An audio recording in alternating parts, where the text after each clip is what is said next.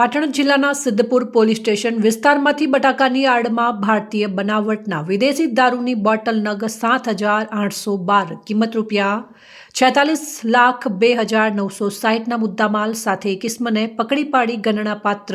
Case શોધી કાઢતી LCB Patan police મહાનિરીક્ષક Chirag Kordia, સરહદી range Kutch Bhuj તથા પોલીસ અધિક્ષક વીકે નાઈ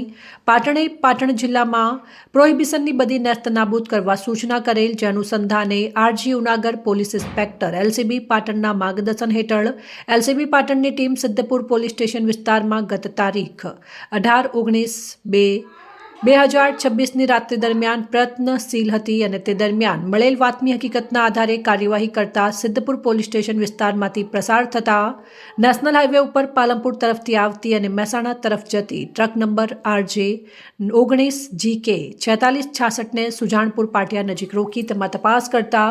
તેના ચાલક ભારતીય બનાવટના વિદેશી દારૂની બોટલ નગ 7,812 કિંમત ₹46,02,960નો મુદ્દામાલ, બટાકાના કટ્ટાઓ નગ 80 અને કિંમત ₹8,000ના મુદ્દામાલની આડમાં કવરિંગ કરી ગેરકાયદેસર રીતે હેરાફેરી કરતા મળી આવતા જેમના વિરુદ્ધ કાર્યવાહી કરી સિદ્ધપુર પોલીસ સ્ટેશને ગુનો દાખલ કરાવેલ છે. પકડાયેલા આરોપીઓની વિગત: પપ્પુરામ ઉર્ફે પવન સન ઓફ જેતારામ રાવતારામ જાટ, ઉંમર 29 વર્ષ, રહેવાસી કાલાથલ, નવાતલા, તાલુકો પચપદરા, જિલ્લો બાલોતરા, રાજસ્થાન. અહેવાલ માનસિંહ ચૌધરી, પ્રદીપ તંત્રાલ, ન્યૂઝ પાટણ.